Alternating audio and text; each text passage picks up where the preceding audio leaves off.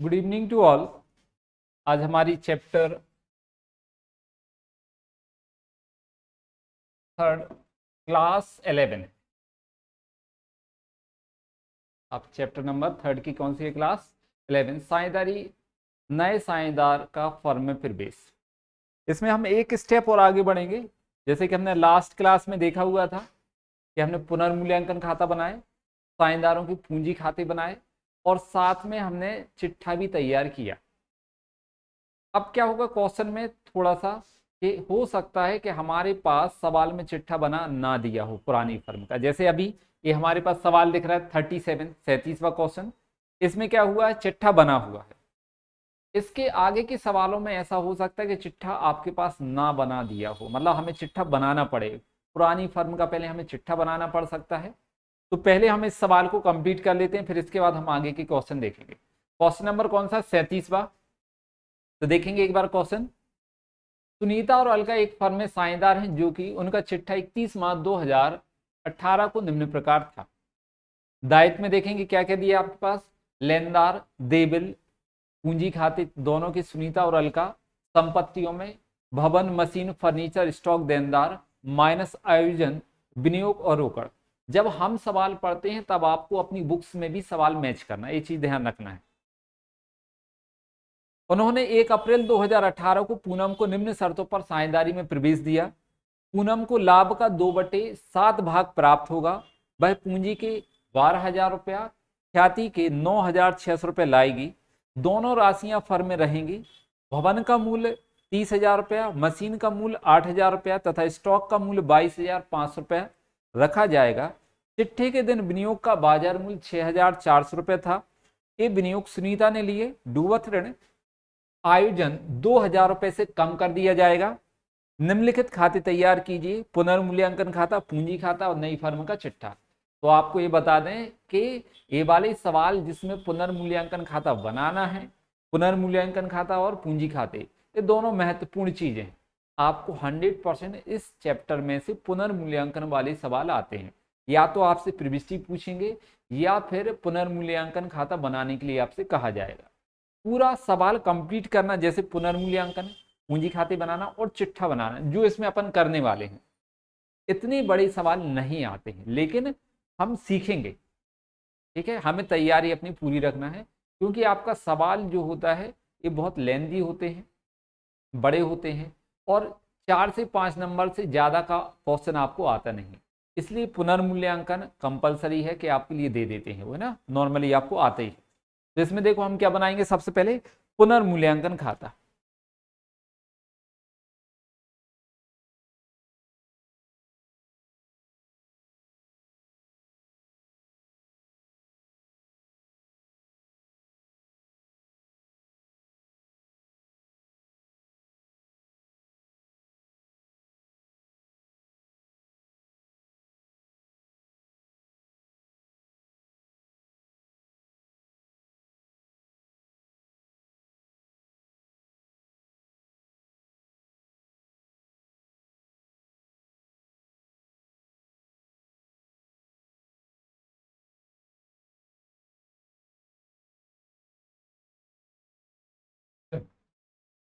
तो पुनर्मूल्यांकन खाता कौन सा? आपका नाम मात्र का खाता। और नियम क्या है? हानि तथा खर्चों को डेबिट, आय तथा लाभ को क्रेडिट। संपत्तियों के मूल्य बढ़ते हैं तो हमें कहाँ लिखना है? डेबिट में। तो यहाँ पर देखो, सॉरी, संपत्तियों के मूल्य बढ़ते हैं तो क्या है? लाभ। कहाँ लिखेंगे हम? क्रेडिट में। और संपत्तियों के मूल्य घट जाते हैं, कम होते हैं तो कहाँ लिखेंगे हम? डेबिट में, क्योंकि हानि तथा खर्चों को डेबिट। तो समायोजन देखते चलेंगे हम संपत्तियों वाले पहले। यहां पर देखो क्या लिखा है, थर्ड नंबर की समायोजन। भवन का मूल्य 30,000 रुपए। कितना बोल दिया हमने? भवन का मूल्य कितना करना है? 30,000। ये देखो हम सर्किल बना दे। अब चिट्ठे में देखेंगे हम भवन की कीमत कितनी है, तो ये देखिए 20,000। ठीक है, तो पहले भवन की कीमत 20,000 थी। अब नई कीमत कितनी हो गई? जो समायोजन में दी है वो नई कीमत कहलाती है। तो नई कीमत कितनी हो गई? 30,000। मतलब भवन की वैल्यू, मूल्य जो है वो बढ़ गया। अब भवन क्या है? संपत्ति। संपत्ति के मूल्य में वृद्धि हो गई तो हमें क्या हो गया? लाभ। और कितने की वृद्धि हुई? 20 से कितना हो गया? 30,000, मतलब 10,000 की वृद्धि। तो संपत्ति का मूल्य बढ़ रहा है, लाभ है, तो इसको हम पुनर्मूल्यांकन के कहां लिखेंगे, क्रेडिट में, इस साइड लिखेंगे भवन और 10,000 रुपए लिखेंगे। एक पॉइंट। दूसरा पॉइंट देखेंगे, देखो दूसरा पॉइंट क्या लिखा, मशीन का मूल्य 8,000 रुपया। अब चिट्ठी में देखो यहां पर समायोजन में क्या बोल रहा है, मशीन का मूल्य कितना कर दिया ने, 8,000, मतलब नई कीमत है मशीन की 8,000। चिट्ठी में कितने की थी मशीन, 9। अब क्या हो गया, मशीन संपत्ति है, पहले उसकी कीमत थी 9,000, अब नई कीमत कितनी हो गई, 8,000, तो कम हो गया मूल्य, है ना। संपत्ति का मूल्य क्या हो रहा है, घट रहा है, तो हानि है, तो हानि तथा खर्चों को डेबिट कहाँ लिखेंगे हम, डेबिट में। और कितना, 9,000 से 8,000 कीमत हो गई, मतलब 1,000 रुपये मूल्य कम हो गया है, तो डेबिट में कितना आएगा, 1,000। डेबिट में लिखेंगे मशीन, मशीन और मशीन की कीमत कितनी कम हो गई है, 1,000, ये फर्म के लिए हानि है, डेबिट में। मशीन के बाद देखो स्टॉक का मूल्य 22,500 रुपये रखा जाए। अब चिट्ठी में देखो स्टॉक कितने का है, 25,000, चिट्ठी में स्टॉक है 25,000, इन्होंने बोला इसकी कीमत 22,500 कर दो, मतलब क्या हो गया, स्टॉक की कीमत कम हो गई। स्टॉक भी संपत्ति है और संपत्ति का मूल्य कम हो जाता है, मतलब हानि है, डेबिट में लिखेंगे। कितने की कमी है, एक बार माइनस करके देख लो, 25,000 में से आप कितना माइनस कर लो, 22,500, 2,500 रुपए कम हो गया। स्टॉक की कीमत कितनी कम हो गई, 2,500। ये फर्म के लिए हानि है, संपत्ति का मूल्य घट रहा है तो फर्म को क्या है, हानि, तो हानि तथा खर्चों को डेबिट, डेबिट में लिखेंगे हम स्टॉक कितना, 25।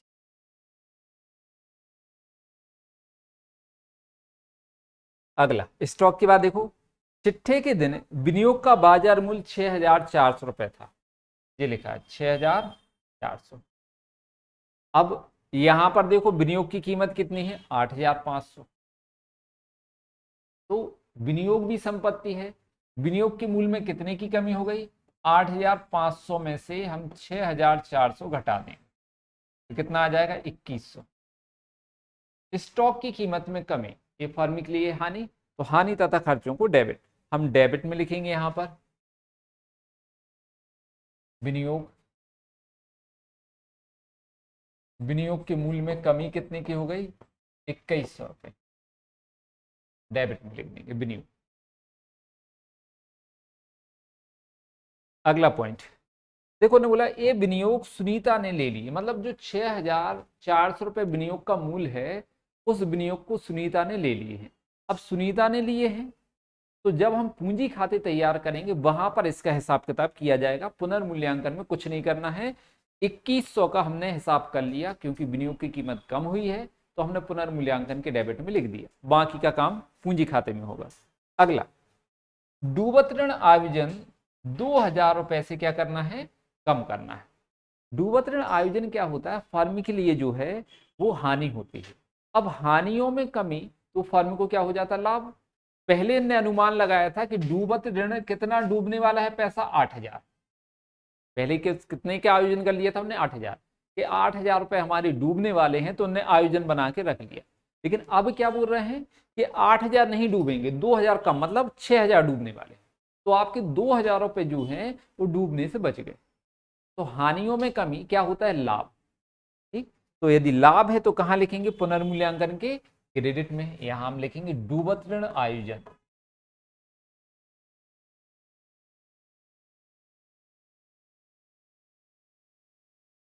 कितना, 2,000,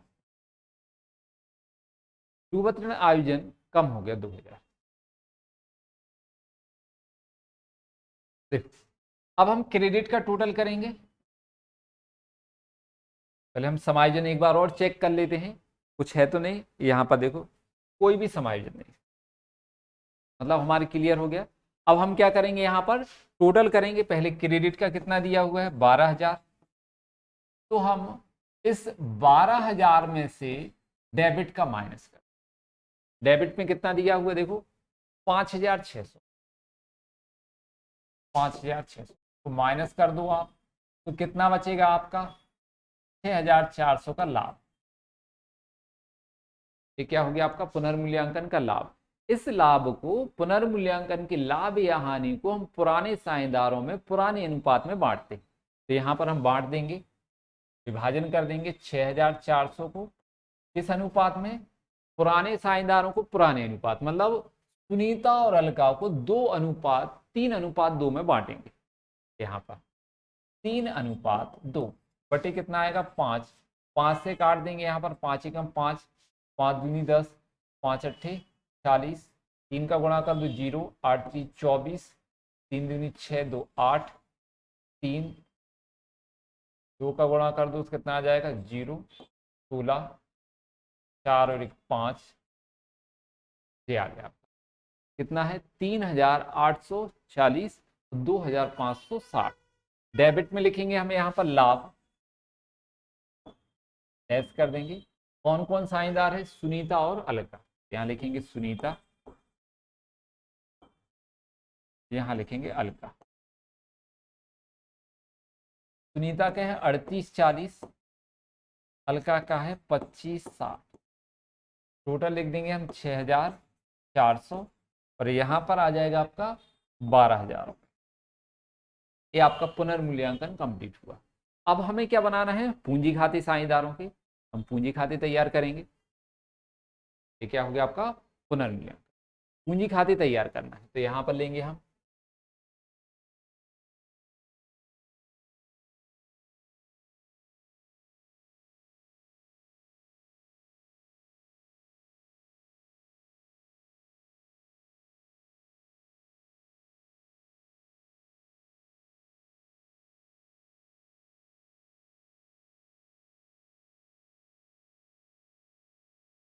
पूंजी खाते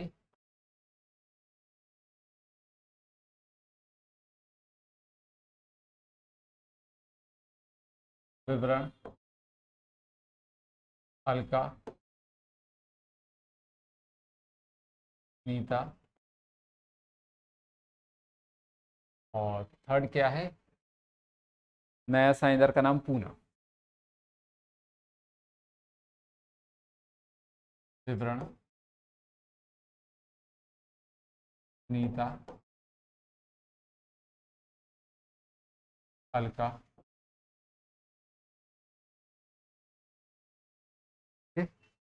ये आपके साझेदार। साझेदारों के पूंजी खाते में जैसा कि हमने आपको पहले बताया, साझेदारों को जो कुछ देना सब क्रेडिट में और साझेदारों से जो कुछ लेना सब डेबिट में। सबसे पहले हम क्या लिखते हैं, पूंजी का शेष, तो क्रेडिट में लिखेंगे शेष ना। साझेदारों की हम पूंजी देखेंगे कितनी है, तो देखो अलका की 50, सुनीता की 50,000, अलका की कितनी है 18,000, तो यहाँ लिख देंगे हम 50,000, 18,000। नए साझेदार में डैश, फिर लिखेंगे रोकड़, नया साझेदार पूंजी के कितने पैसे लेके आ रहा है, तो वो लिखेंगे, देखो समायोजन में दिया हुआ है कि वह पूंजी के कितने दे रहा है 12,000 रुपए, 12,000 रुपए लिखेंगे हम उसकी पूंजी खाते में रोकड़।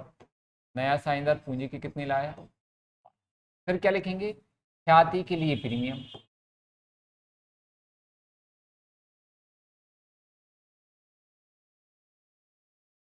नया साझेदार ख्याति के रूप में कितने पैसे लेके आ रहा है 9,600, ठीक है। और दोनों राशियां फर्म में रहेंगी, तो ख्याति का विभाजन हम पुराने साझेदारों में त्याग अनुपात में करते हैं। सवाल में कुछ नहीं कहा, नया अनुपात दिया नहीं है, पुराना अनुपात दिया है और नए साझेदार का भाग दिया है, तो पुराना अनुपात ही आपका त्याग अनुपात कहलाएगा। इसलिए हम ख्याति को, यहाँ पर ख्याति जो है 9,600, इसको हम पुराने साझेदारों में त्याग अनुपात में बांट देंगे। जो पुराना अनुपात है वही त्याग अनुपात होगा। कितना आएगा इससे, 5 एकम 5, फिर कितना बचा 4, 5 नाम 45, 5 दूनी 10, 3 का गुणा कर दो 0, 6, 3 नाम 27, 3 2 5, 19 दूनी 38, 40, ठीक, ये आ गया। ख्याति साझेदारों को देना है तो कहाँ लिखेंगे, क्रेडिट में, जो कुछ देना सब क्रेडिट में और लेना तो डेबिट में। तो यहाँ पर 5,760, इस पर 3,840 और यहाँ पर डैश। पुनर्मूल्यांकन का लाभ देना है तो क्रेडिट में लिखेंगे पुनर्मूल्यांकन।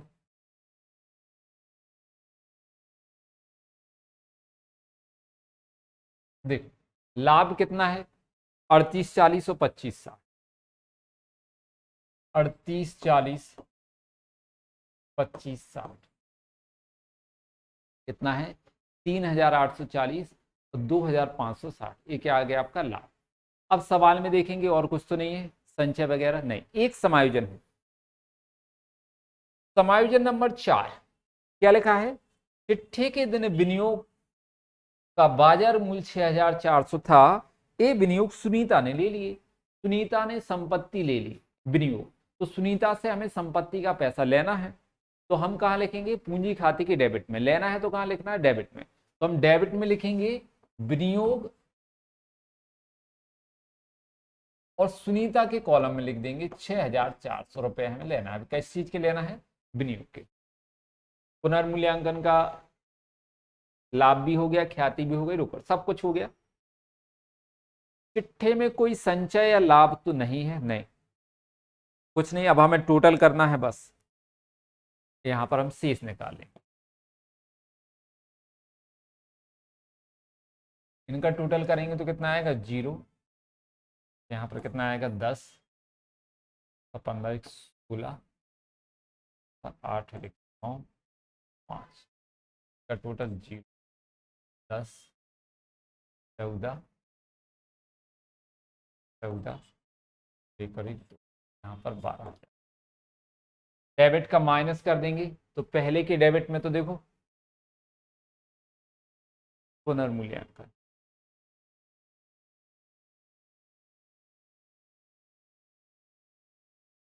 यहाँ पर डेबिट में कुछ दिया है।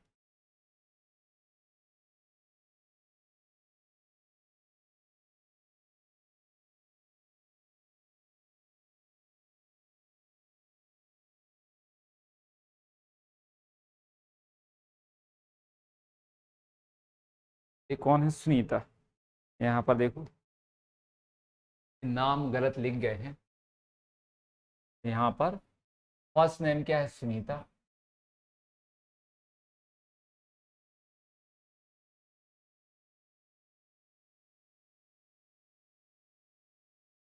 ये कौन है, सुनीता,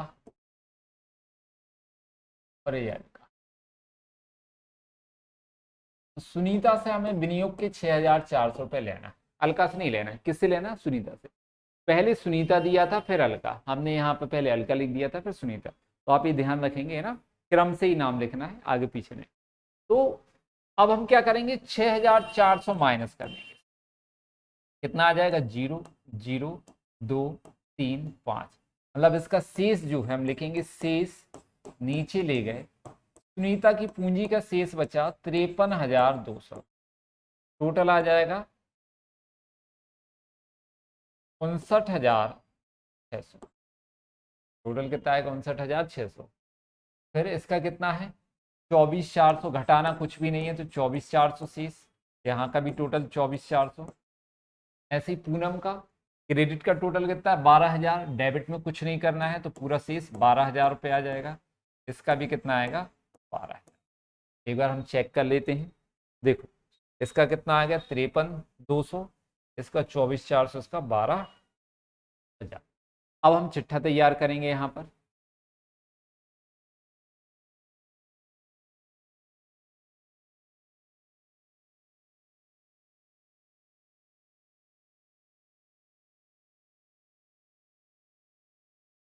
यहाँ लिखेंगे हम नई फर्म का चिट्ठा, नई फर्म का चिट्ठा।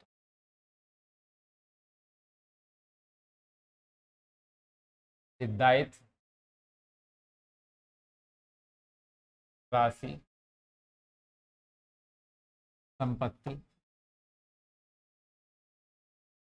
राशि।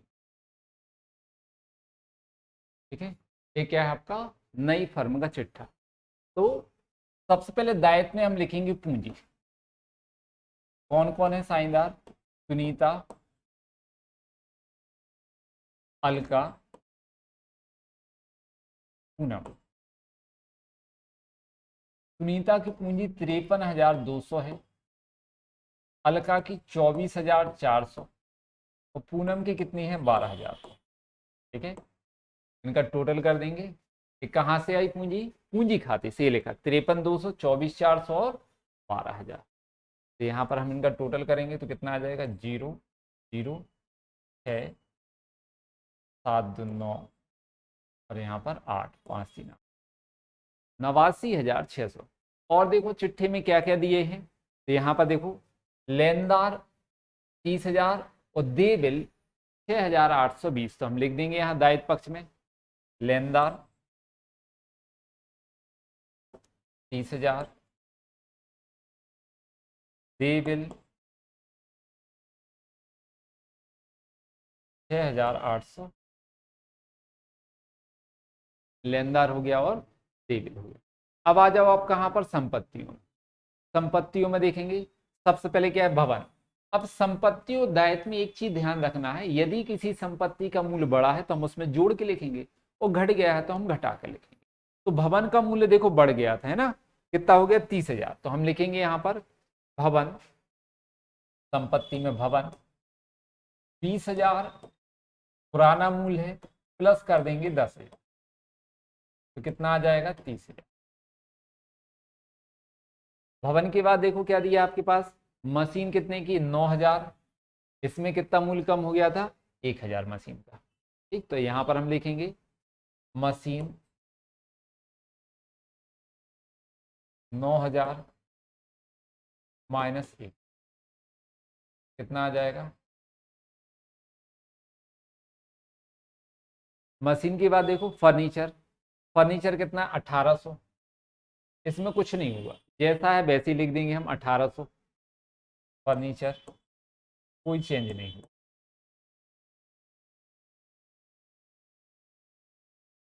ठीक है, फर्नीचर के बाद देखो स्टॉक, स्टॉक कितना दिया? 25,000। इसमें कम हुआ था, स्टॉक का मूल्य कितना हुआ था कम? 2,500 रुपये। देखो ये लिखा हुआ है 25। तो यहां पर हम लिखेंगे चिट्ठे में स्टॉक 25,000 माइनस कर देंगे 25, कितना आ जाएगा? 22,500। अब इसके बाद स्टॉक के बाद देखो क्या दिया हुआ है? विनियोग, विनियोग तो सॉरी देनदार, देनदार कितने? 45,000। अब यहां पर हम लेंगे देनदार 45,000, इसमें से हम माइनस करेंगे 6,000, क्योंकि जो आपका आयोजन था कितना था? 8,000। उन्होंने बोला कि आयोजन 2,000 से कम हो गया, मतलब अब हमें 8 की जगह 6,000 माइनस करना है। तो हमने यहाँ पर क्या लिया? जो हमारे देनदार थे 45, उसमें से हमने 6 माइनस किया तो कितना आ जाएगा आपका? 39,000। ठीक, ये आ गया। अब देनदार के बाद देखो क्या बचा है? विनियोग एक साझेदार ने ले लिए, अब चिट्ठी में नहीं लिखे जाएंगे क्योंकि इसको साझेदार ने ले लिया। रोकड़ है आपका 3,520। तो जब हम यहाँ चिट्ठा तैयार करेंगे तो रोकड़ में ध्यान देना है, रोकड़ 3,520। यहां पर क्या है? नया साझेदार जो पूनम है वो पूंजी की और ख्याति के पैसा लाई है, तो रोकड़ में जुड़ जाएगा, बढ़ेगी आपकी रोकड़। तो यहां पर हम प्लस करेंगे पूनम, पूंजी कितनी लाई है? 12,000, ख्याति कितनी लाई है? 9,600। टोटल कर देंगे तो 21,600 रुपये। ठीक है, तो कितना आ जाएगा? 0 2 6 5 11 4 5 25,120। अब और कुछ बचा है क्या चिट्ठी में? अब कुछ भी नहीं बचा। हमारा सवाल जो है यहाँ पर कंप्लीट हुआ। हमें सब टोटल करना है, चिट्ठी के दोनों पक्षों का योग बराबर आना चाहिए। यहाँ का टोटल करेंगे तो 0 2 14 10 16 और 8 4 12, 1,26,420। इसका भी 0 2 तीसरा 13 14, 1,26,420। हम चिट्ठी में चेक कर लेते हैं कितना आंसर आ रहा है। तो देखो 1,26,420। तो यहाँ पर देखेंगे आपका ये चिट्ठा कंप्लीट है तैयार, दोनों पक्षों का योग बराबर आ गया।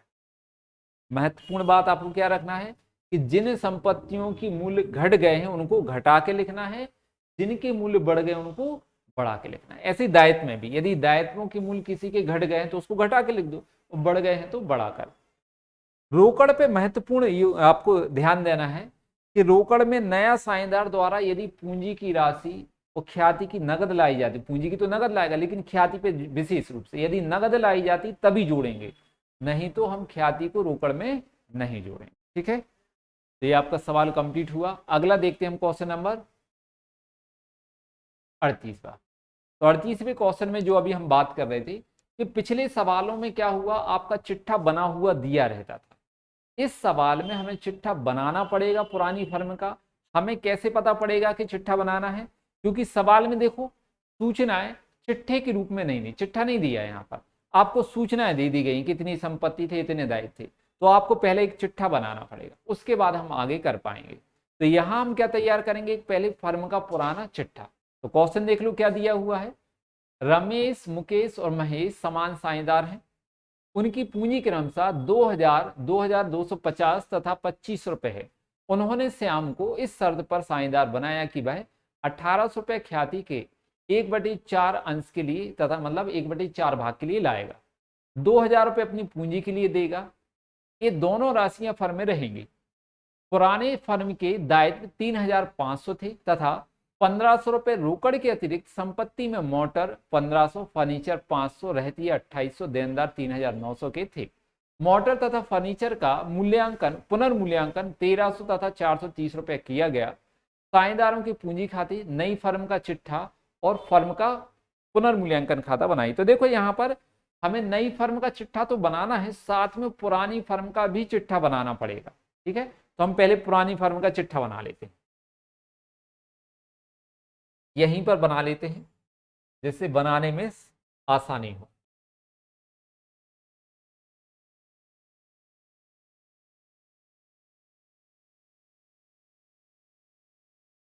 पुरानी फर्म का चिट्ठा,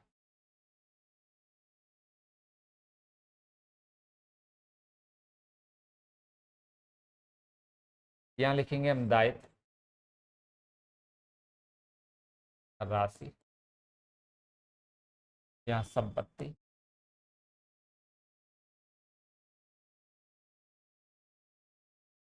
ठीक। सबसे पहले हम क्या लिख देंगे, यहां पर पूंजी, तीनों की पूंजी लिख दो आप। कौन कौन है, रमेश, मुकेश, महेश। रमेश,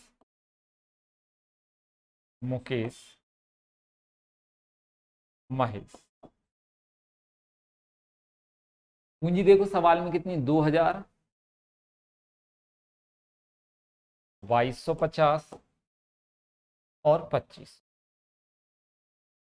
कितना आ जाएगा टोटल, 6750। ये आ गई आपकी पूंजी। अब दायित्व भी दिए थे ने फर्म के, अन्य दायित्व कितने थे, देखो ये लिखा हुआ है यहां पर। हाँ, पुरानी फर्म के दायित्व 3500 के थे, तो अन्य दायित्व यहां पर क्या लिख देंगे अपन, अन्य दायित्व 35, ये लिखा हुआ। पुरानी फर्म के दायित्व कितने थे, 35, तो हमने दायित्व लिख दी। अब संपत्तियों में आ जाओ, तुमने बोला 1550 रुपए रोकड़ के अतिरिक्त, तो यहां संपत्ति में लिख देंगे रोकड़ 1550, और क्या है रोकड़ के अतिरिक्त, मोटर, मोटर लिखेंगे। मोटर कितने की दी है, 1500। फिर क्या है, फर्नीचर,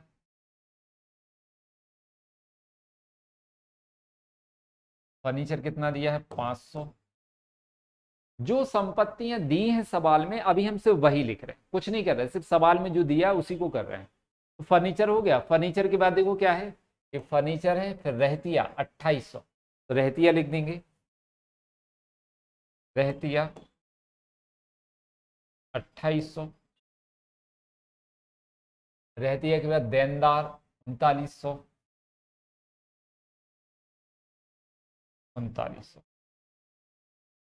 अब क्या है, मोटर तथा फर्नीचर का पुनर्मूल्यांकन, तो अब नहीं लिखना। पुनर्मूल्यांकन के लिए हम पहले खाता तैयार करेंगे, उसके बाद जिनका हम टोटल कर लेंगे। तो 0, 5, 12, 10, यहाँ पर भी टोटल करेंगे 0, 5 और 30, 10, 10,250 दोनों साइड का योग, मतलब आपका कोई भी बैलेंस मेथड से कोई चीज नहीं निकल रही। यदि चिट्ठे के संपत्ति पक्ष का योग कम आता तो हम कुछ संपत्तियां निकालते या दायित्व का। यहाँ पर दोनों का योग बराबर आ गया, मतलब कोई दिक्कत नहीं। अगले सवाल में ऐसा अपन को मिलेगा कि योग बराबर नहीं आएगा, तब और अपन दूसरी चीज देखेंगे। अभी हमने पुनर्मूल्यांकन खाते के पहले पुरानी फर्म का चिट्ठा बना लिया, इससे हमें पता चल गई कि हमारे दायित्व कितने हैं और संपत्तियां कितनी हैं। अब हम पुनर्मूल्यांकन खाता बनाएंगे इसको देखकर। तो यहां पर पुनर्मूल्यांकन,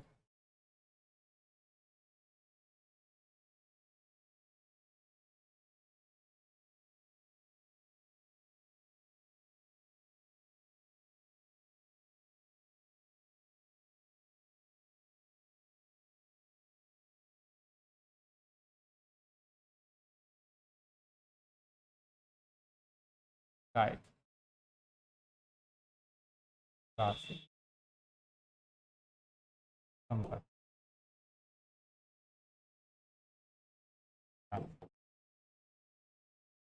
देखो समायोजन में देखेंगे क्या है। इन्होंने बोला है पुनर्मूल्यांकन, मोटर और फर्नीचर का पुनर्मूल्यांकन 1300 और 430 रुपये किया गया। तो देखो मोटर कितने की है 1500, नया मूल्य कितना हो गया समायोजन में बोल रहा है 1300। तो मोटर मतलब संपत्ति, संपत्ति का मूल्य घट रहा है, कम हो रहा है, तो क्या है हानि। पुनर्मूल्यांकन के हम डेबिट में लिखेंगे, मोटर कितना मूल्य कम हो गया है 200 रुपये, मतलब 1500 रुपए की जो मोटर थी उसकी कीमत कितनी हो गई है अब 1300, है ना। 1500 की मोटर कितनी हो गई 1300, 200 रुपये मूल्य घट गया तो कहाँ लिखेंगे डेबिट में ना, क्या लिख देंगे अपन मोटर 200 रुपये। ऐसे ही फर्नीचर देखो, फर्नीचर कितने का था आपका 500, नया मूल्य कितना हो गया 430 रुपये, मतलब फर्नीचर की भी कीमत कम हो गई, कितनी कम हो गई 70 रुपये। तो हम डेबिट में लिखेंगे यहाँ पर फर्नीचर कितनी 70 रुपये। और कोई भी संपत्ति के मूल्य ना तो अब बढ़े हैं और ना घटे हैं, मतलब हमें टोटल पुनर्मूल्यांकन से हानि हो गई, कितने की हानि हो गई 270। तो पुनर्मूल्यांकन की लाभ हानि पुराने साझेदारों में पुराने अनुपात में बांटी जाती है, तो यहां पर लिखेंगे हम हानि 270। किस अनुपात के हैं पुराने साझेदार, देखो रमेश मुकेश और महेश समान साझेदार, मतलब यहां पर 1:1:1/3, 3 नाम 27, 90, 90 और 90 तीनों का, रमेश मुकेश महेश। हानि है तो हम क्रेडिट में लिखेंगे हानि, नाम लिख देंगे इन तीनों के, क्या क्या है नाम, रमेश मुकेश महेश, रमेश मुकेश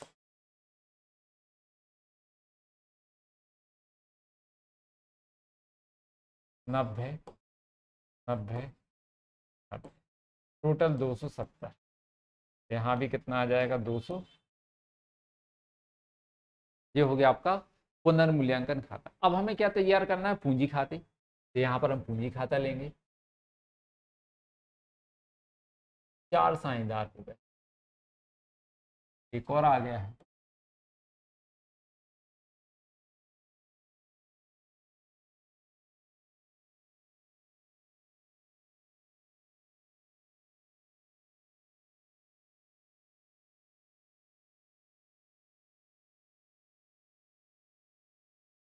विवरण,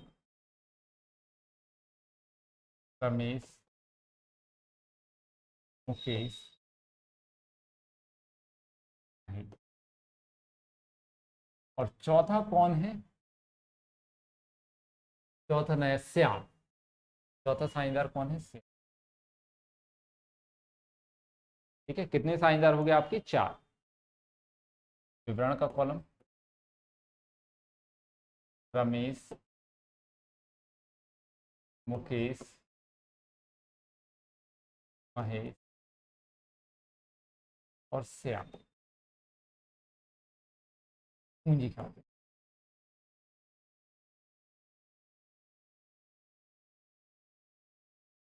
पूंजी खाते लेफ्ट हैंड साइड का क्या है, डेबिट। साझेदारों से जो कुछ लेना सब डेबिट में, और साझेदारों को जो कुछ देना सब क्रेडिट में। ठीक है, तो सबसे पहले हम क्रेडिट में क्या लिखेंगे, पुराने साझेदारों की पूंजी का शेष। अब कौन कौन है पुराने साझेदार वो देखो, रमेश, मुकेश, महेश, 2025, 2250 और 25। क्रेडिट में लिख देंगे हम पूंजी खाते के। रमेश की पूंजी कितनी है, 2000, 2250, फिर 25। श्याम की पूंजी कितनी है वो देख लेते अपन यहाँ पर, श्याम कितना पैसा लेके आ रहा है। तो नया साझेदार जो है वो 2000 रुपये अपनी पूंजी के लिए, ठीक, कितनी, इस शर्त पर साझेदार बनाया कि 1800 रुपये ख्याति के लिए 1/4 भाग और 2000 रुपये अपनी पूंजी के लिए देगा। तो क्रेडिट में लिखेंगे हम रोकड़, पूंजी के कितने दे रहा है, 2000। ख्याति की राशि हमें साझेदारों को देना है तो कहां लिखेंगे, क्रेडिट में। यहां लिखेंगे हम ख्याति के लिए प्रीमियम, साझेदारों को जो कुछ देना सब क्रेडिट में। और 5 चैप्टर पढ़ोगे आप साझेदारी के, पूरे 5 चैप्टर में जब भी हम पूंजी खाते तैयार करेंगे एक ही नियम लगाना है कि साझेदारों को जो कुछ देना है सब क्रेडिट में, और साझेदारों से जो कुछ लेना है सब डेबिट में। अब ख्याति का विभाजन हम पुराने साझेदारों में त्याग अनुपात में करेंगे, तो यहां पर लिखेंगे ख्याति। ख्याति कितनी है, 1800 रुपये। त्याग अनुपात तो सवाल में कुछ नहीं कहा है, इसलिए पुराना अनुपात ही उनका त्याग अनुपात होगा, मतलब समान अनुपात, 1:1:1/3, 3×18, तो कितना आएगा, 600, 600 और 600। यहाँ पर लिखेंगे 600 इसके, 600 और 600। पुनर्मूल्यांकन का हानि है, पुनर्मूल्यांकन से क्या हुई हानि, तो पुराने साझेदारों से हमें हानि का पैसा लेना है, लेना है तो कहाँ लिखेंगे हम, डेबिट में। पुनर्मूल्यांकन कितना है इसका, 90, इससे लेना है रमेश से 90, मुकेश से 90, महेश। अब कुछ भी नहीं है सवाल में, अब हमें से पूंजी के शेष निकालना है। तो हम क्रेडिट का टोटल करेंगे सबसे पहले, इसका 2600, यहाँ पर 2850, यहाँ पर 3100, यहाँ पर 2000। डेबिट का माइनस कर देंगे हम, क्रेडिट की टोटल में से डेबिट का माइनस। पहले रमेश के में से कितना माइनस करेंगे, 90, तो कितना बचेगा, 2510। तो यहाँ लिखेंगे डेबिट में शेष, नीचे ले गए 2510, टोटल 2600। मुकेश का क्रेडिट का टोटल 2850, इसमें से माइनस करेंगे 90, तो 0,672, कितना बचेगा, 2760।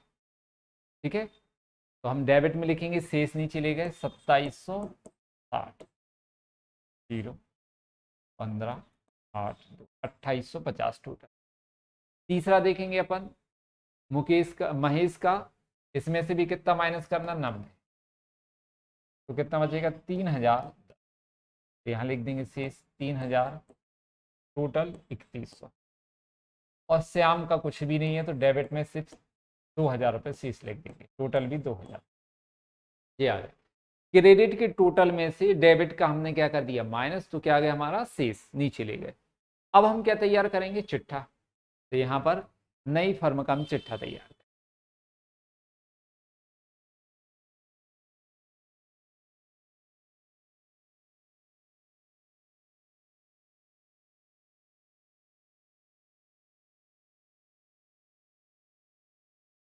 नई फर्म का चिट्ठा,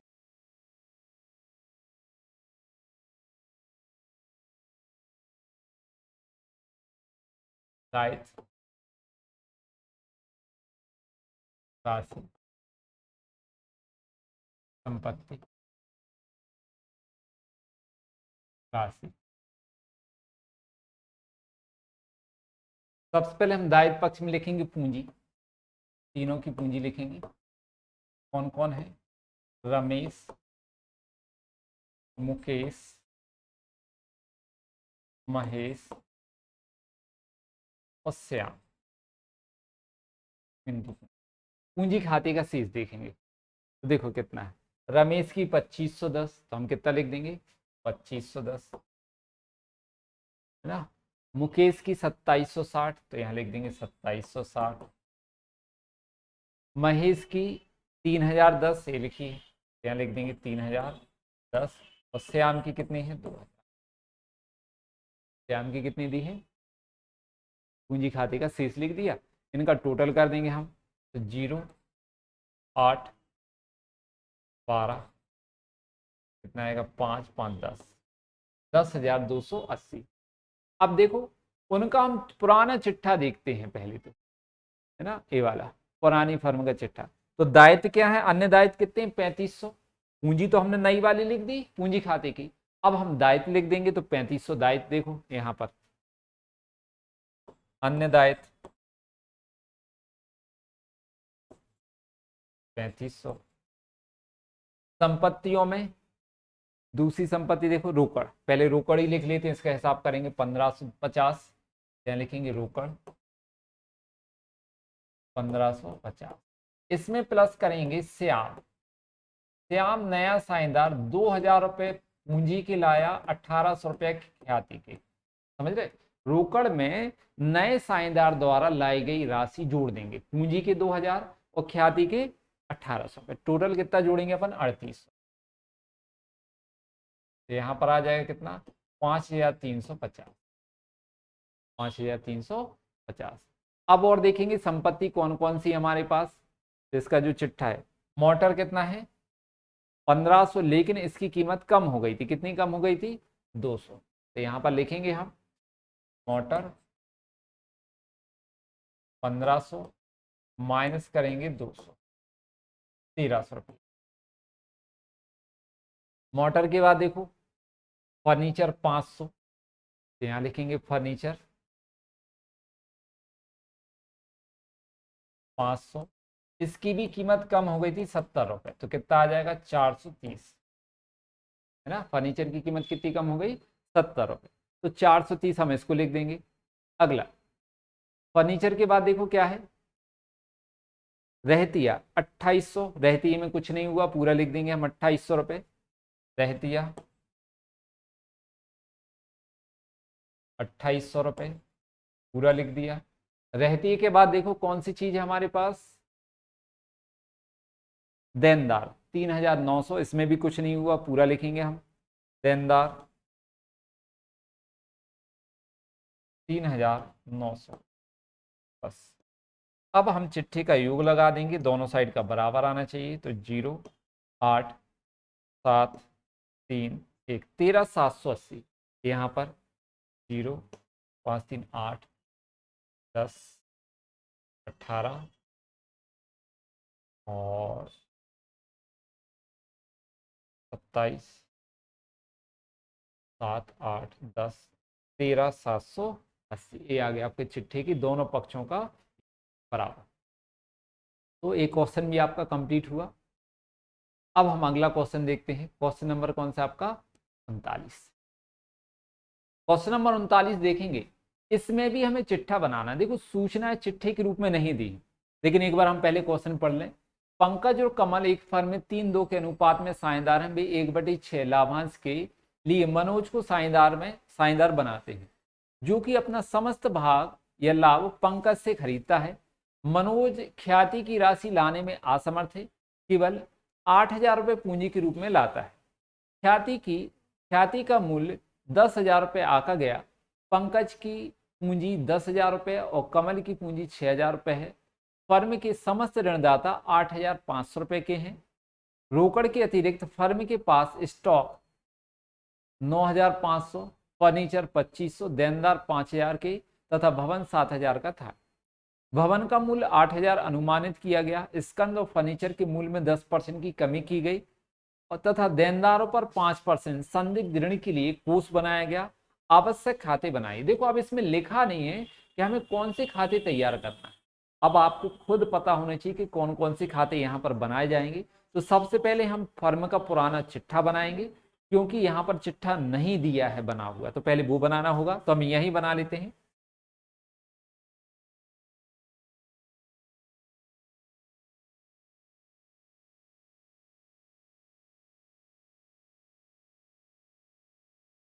तो यहाँ पर दायित्व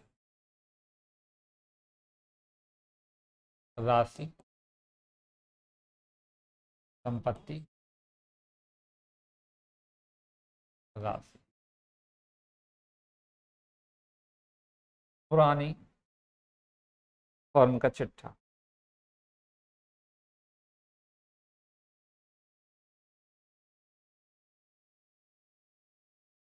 पुरानी फर्म का चिट्ठा।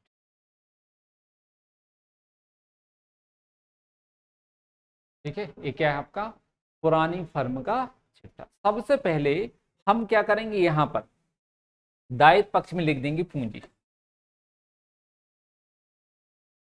ठीक है, डैश करेंगे तो देखो क्या है, पंकज कमल, तो पंकज की पूंजी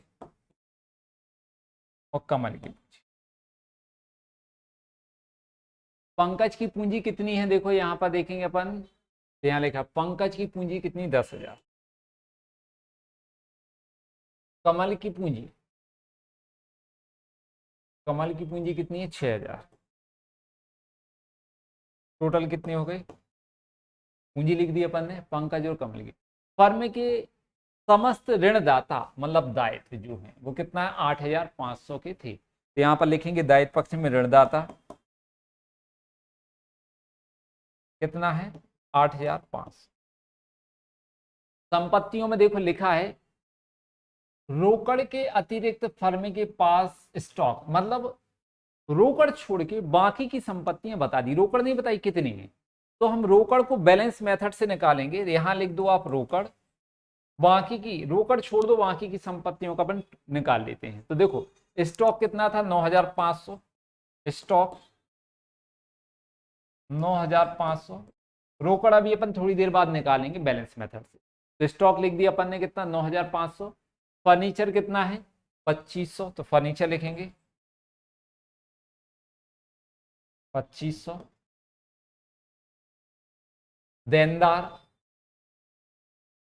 देनदार लिखेंगे हम 5,000। भवन 7,000। भवन कितना है, 7,000। भवन का मूल्य अनुमान, ठीक। अब इसके बाद कोई भी संपत्ति नहीं, टोटल कर दो, अपन यहाँ का टोटल कर देंगे। पहले दायित्व पक्ष का करेंगे, तो 24,500। देखो 24,500। चिट्ठे के दोनों पक्षों का योग हमेशा बराबर होता है। दायित्व पक्ष का 24,500 है, तो संपत्ति का भी 24,500 होगा। लेकिन हम टोटल करके देख लेते हैं पहले एक बार, तो कितना आएगा, 0 0 0 10 0, यहाँ पर 10 और 7 दूनी 14, 24। तो संपत्ति का योग कितना है, 24,000, और दायित्व का योग कितना है, 24,500। तो हम 24,000 माइनस करेंगे 24,500 में से, तो कितना बचेगा, 500। 500 रुपए जो बच रहा है वो संपत्ति पक्ष में कम है, और संपत्ति में हमारे पास किस संपत्ति का मूल्य नहीं दिया है, रोकड़ का। तो हमने बैलेंस मेथड यहाँ डैश डैश लगा दिया, मतलब बैलेंस मेथड से हमने रोकड़ का मूल्य निकाल लिया कि रोकड़ हमारे पास कितनी थी, 500 रुपए। ये बैलेंस मेथड डॉट डॉट लगाते हैं, मतलब बैलेंस मेथड से हमने निकाला। अब इनका टोटल बराबर कर देंगे, 24,500। तो अभी अपन ने कुछ नहीं किया, सिर्फ पुरानी फर्म का चिट्ठा बनाया है। अब हमें पुनर्मूल्यांकन खाता बनाना पड़ेगा, तो हमें यहाँ पर देख लें पुनर्मूल्यांकन खाता।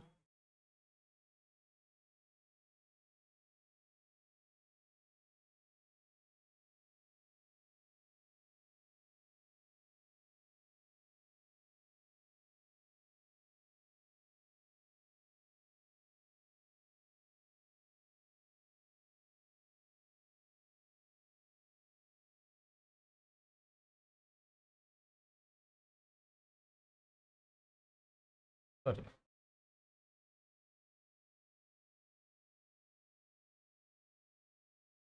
विवरण राशि, विवरण राशि। सबसे पहले हम क्या करेंगे, यहाँ पर समायोजन देखेंगे क्या है। देखो यहाँ पर लिखा हुआ है, भवन का मूल्य 8,000 रुपये अनुमानित किया गया। कितना कर रहे हैं, 8,000। चिट्ठे में कितने का दिया है, भवन ए दिया है 7,000। पहले कीमत कितनी थी, 8, सॉरी, पहले कितनी कीमत थी, 7,000। अब नई कीमत कितनी हो गई, 8। मतलब भवन की कीमत बढ़ रही। संपत्ति का मूल्य बढ़ता है मतलब लाभ है, तो हम क्रेडिट में लिखेंगे भवन। भवन 7 से कितना हो गया, 8,000, मतलब 1,000 रुपये मूल्य बढ़ गया है, 1,000 का लाभ। तो आय तथा लाभ को क्रेडिट, पुनर्मूल्यांकन के कहाँ लिखेंगे, क्रेडिट। अगला पॉइंट देखते हैं, भवन के बाद क्या है, स्कंद फर्नीचर के मूल्य में 10% की क्या करना, कमी। तो स्कंद और फर्नीचर संपत्ति है, इनके मूल्य में कमी मतलब हानि है, तो पुनर्मूल्यांकन के कहाँ लिखेंगे, डेबिट में। स्कंद कितने का है, स्कंद मतलब स्टॉक 9,500, यहाँ लिखेंगे स्कंद 9,500 का 10%, 950। ठीक है। फिर देखो आप फर्नीचर, फर्नीचर के मूल्य में भी कमी है, तो डेबिट में लिखेंगे फर्नीचर। कितने परसेंट की कमी हो रही है इसमें भी, देखो इसके अंदर 10%, फर्नीचर कितने का है, 2,500।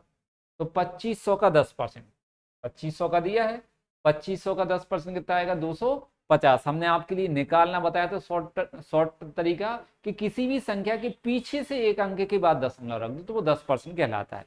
या फिर आप सीधा 2,500 का 10% निकालेंगे, 2,500 गुण दिया 10/100, ऐसे आप निकालेंगे तो कितना आएगा, 250। तो यहाँ पर लिखेंगे हम फर्नीचर 250। देनदारों पर 5% प्रावधान करना है, संदिग्ध ऋण प्रावधान। तो ये क्या है, देनदारों पर प्रावधान मतलब फर्म के लिए हानि है, पैसा डूब रहा है। तो कितने के हैं देनदार, 5,000। 5,000 का 5% यहां पर निकाल लेते अपन, 5,000 का 5%, 5/100 कितना आ जाएगा, 250 प्रावधान है। तो यहाँ डेबिट में लिखेंगे संदिग्ध ऋण प्रावधान, ऋण प्रावधान 250। ठीक है। और कुछ अब नहीं दिया है। अब क्या करना हमारे लिए, सब टोटल करेंगे यहाँ पर। डेबिट का टोटल ज्यादा दिख रहा है, डेबिट का टोटल कितना है, 0, 15, 10, 1,450। तो डेबिट के टोटल में से हम क्रेडिट का माइनस कर देंगे कितना, 1,000। तो 1,450 में से 1,000 हम क्रेडिट का माइनस करेंगे तो 450 की क्या आ गई आपकी हानि, 450 की आ गई हानि। तो पुनर्मूल्यांकन की हानि हम पुराने साझेदारों में उनके लाभ हानि अनुपात में बांट देते हैं। पुराने साझेदारों का लाभ हानि अनुपात कितना था, पंकज और कमल का 3:2। हम बांटेंगे इसको 3:2/5। 5 से कितने, 5 नाम 45, 3 नाम 27, 9 दूनी 18। तो कितना आएगा, 270 और 180। तो क्रेडिट में लिखेंगे हानि, ऐस करके पंकज कमल, 270, 180, टोटल कितना आ जाएगा आपका, 450। यहाँ का 1,450। अब क्या करेंगे हम, पूंजी खाते तैयार करना है साझेदारों के, पुनर्मूल्यांकन खाता कंप्लीट है, पूंजी खाते तैयार करेंगे।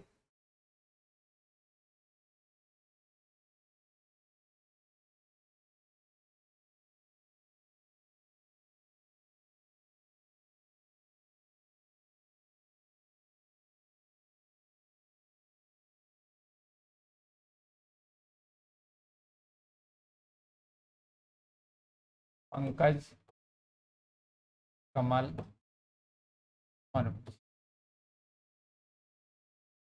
विवरण। पंकज, कमल, मनोज,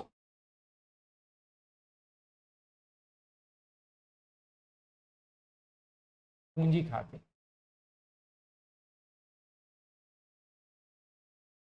ठीक, सबसे पहले हम क्या करेंगे, क्रेडिट में लिखेंगे पूंजी का शेष।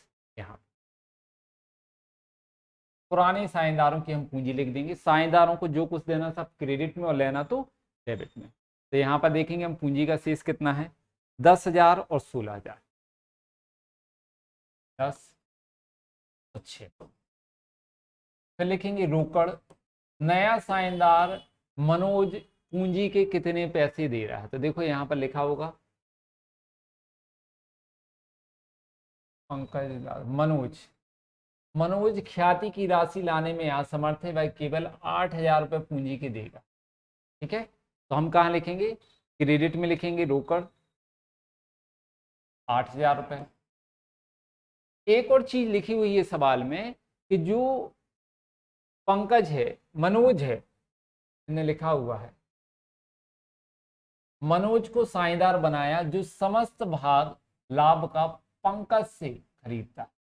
मतलब ख्याति की राशि भी पूरी किसको मिलेगी, पंकज को, क्योंकि पंकज से लाभ का भाग खरीद रहा है इसलिए। तो यहां पर हम क्या करेंगे, क्रेडिट में लिखेंगे। यहां देखना ध्यान से, तो किसको देना है ख्याति का पैसा, पंकज को।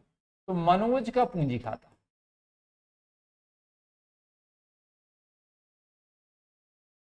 हमने बताया था जब कोई साझेदार ख्याति की राशि नकद नहीं लाता है तो उसकी पूंजी में से निकाल लेते हैं। तो पूंजी में से निकालेंगे, वो कितना पैसा लेना उससे, ख्याति का 10,000। तो मनोज की पूंजी में से निकाल के पंकज को देंगे, तो पंकज के क्रेडिट में लिख देंगे मनोज का पूंजी खाता। और डेबिट में यहां पर लिखेंगे हम पंकज का पूंजी खाता। किसका, पंकज का पूंजी खाता।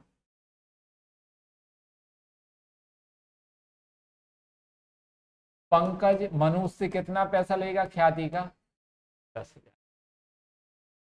पुनर्मूल्यांकन की हानि लेना है दोनों से, तो डेबिट में लिखेंगे हम पुनर्मूल्यांकन की हानि पंकज और कमल से। क्या लिखेंगे, पुनर्मूल्यांकन।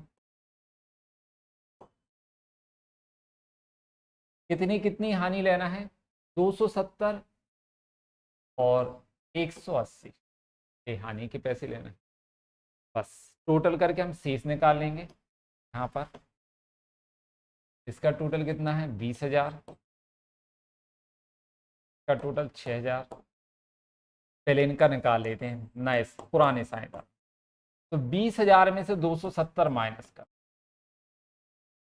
कितना बचेगा, 0 3 0 3 7 9 1 19,730। टोटल कितना आएगा, 20,000।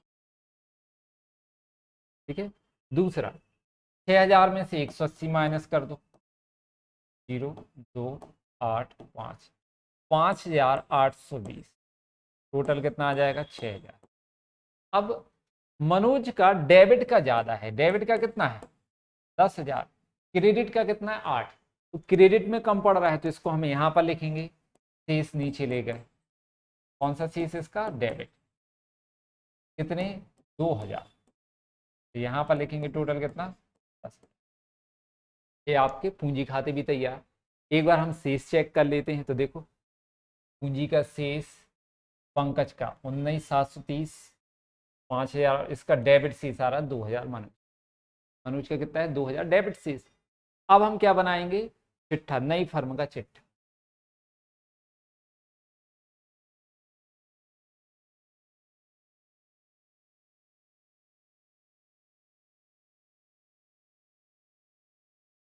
यहाँ पर नई फर्म का चिट्ठा।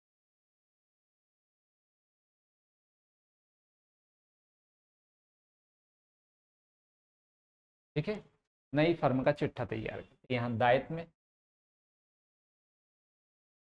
यहाँ राशि, यहाँ संपत्ति और ये राशि। सबसे पहले हम दायित्व पक्ष में क्या लिख देंगे, आपकी पूंजी। कौन कौन साझेदार हैं? पंकज, कमल, मनोज। ठीक है, कौन कौन है? पंकज, कमल, मनोज। पूंजी कितनी है पंकज की? 19,730। 5,820। और मनोज की नहीं आएगी। देखो मनोज की पूंजी क्या है? डेबिट शेष है, मतलब मनोज से हमें लेना है, तो उसको हम कहाँ लिख देंगे? इस साइड, संपत्ति साइड। यदि किसी साझेदार की पूंजी का डेबिट शेष होगा तो उसको हम कहाँ लिखेंगे? संपत्ति की ओर। तो इसका यहाँ नहीं लिखेंगे, यहाँ इनका टोटल कर देंगे तो 0, 5, 15, 10, 15 और एक और एक। और देखो दायित्व में क्या है? ऋणदाता कितने के हैं आपके? 8,500। तो यहाँ लिखेंगे चिट्ठी में ऋणदाता 8,500। संपत्तियों में देखो